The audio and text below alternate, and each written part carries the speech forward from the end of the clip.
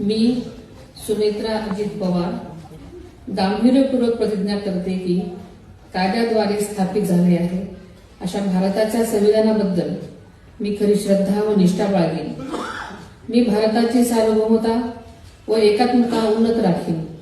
मी महाराष्ट्र राज्याची उपमुख्यमंत्री म्हणून माझी कामे निष्ठापूर्वक व ससद्विवेक बुद्धीने पार पाडेन आणि संविधान व कायदा यानुसार सर्व तऱ्हेच्या लोकांना मी गांभीर्यपणे व निपक्षपातीपणे तसेच कोणाच्याही विषयी ममत्वभाव किंवा आकस न बाळगता न्याय वागवते।